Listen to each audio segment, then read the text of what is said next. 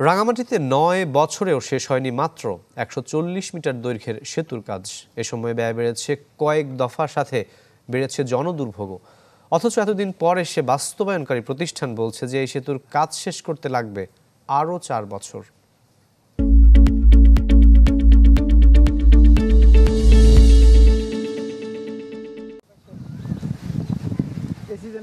লংগদু উপজেলার সাথে ঝর্ণাটিলা ও হেডম্যানপাড়া সড়ক যোগাযোগ স্থাপনের জন্য ২০১৭ সালে সেতু নির্মাণ শুরু করে রাঙামাটি পার্বত্য জেলা পরিষদ। দীর্ঘ ৯ বছরে দৃশ্যমান হয়েছে সেতুর মাত্র ৪ জোড়া পিলারের অর্ধেক।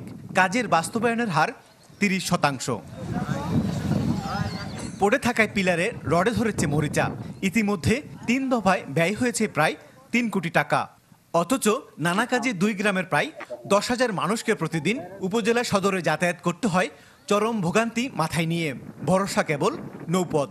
আমি ক্লাস 8-এ পড়ি, তখন কাজ শুরু হয়েছে। এখন আমি গ্রাজুয়েশন প্রায় সেকেন্ড ইয়ারে পড়তেছি, এখন কাজ চলতেছে না। সরকারের কাছে আমাদের একটা আবেদন যে একটা ব্রিজ হতে কত সময় লাগে। খুব অসুস্থ হয়ে যায়, কিন্তু নৌকা দিয়ে নিতে হয়। অতি তাড়াতাড়ি আমাদের ব্রিজটা কাজ সরকার শেষ করবেন। বরাদ্দ প্রাপ্তির অনুযায়ী কাজ হয়েছে বলে দাবি ঠিকাদারের।